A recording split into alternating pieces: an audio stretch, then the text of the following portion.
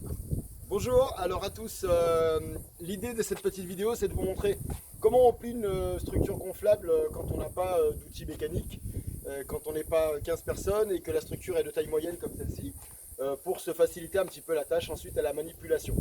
L'objectif étant que cette structure rentre sur la palette et donc voilà les principales manipulations. Donc l'objectif c'est de rendre la structure sous forme de bande qui fait à peu près un gros mètre de large pour qu'ensuite on puisse la rouler. Alors avec mon ami Marvin, on va vous montrer tout simplement la démarche, je dirais, pour rouler tout simplement la structure sans trop galérer. Donc nous avions préalablement la structure qui était un grand rectangle. Nous avons fait un premier pliage,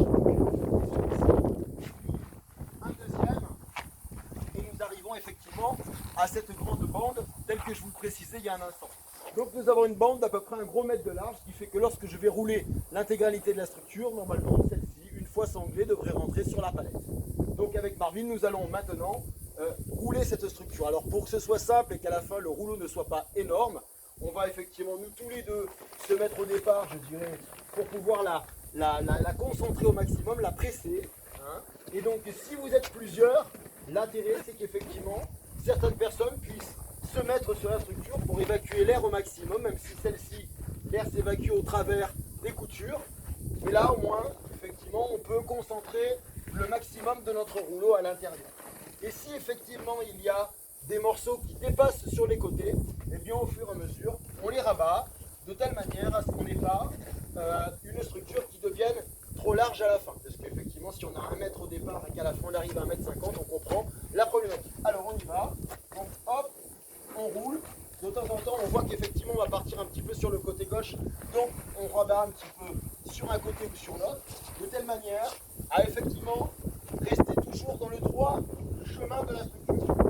Il y aura des moments où ça sera un peu plus épais à droite ou un peu plus à gauche. C'est normal puisque selon les structures, on peut avoir des escaliers en mousse ou des objets qui sont un petit peu plus épais et donc qui rendent la forme de la structure un petit peu différente.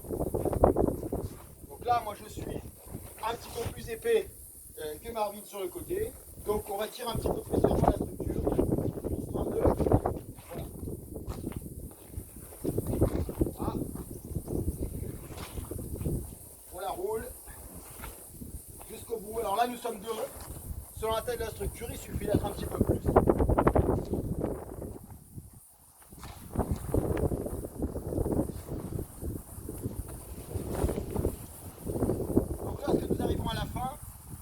Il reste encore un petit peu d'air dans la structure, c'est normal. En la compressant, l'air va sortir par les coutures. Donc l'idée, c'est de faire en sorte qu'il n'y ait plus d'air à l'intérieur, de telle manière à ce que lorsqu'on mettra les sangles, eh bien, la structure soit complètement compressée à l'intérieur de son serrage. Une fois sanglée, nous n'avons plus qu'à positionner la structure sur la palette pour ensuite la manipuler au transpalette ou au gerber électrique si vous en avez.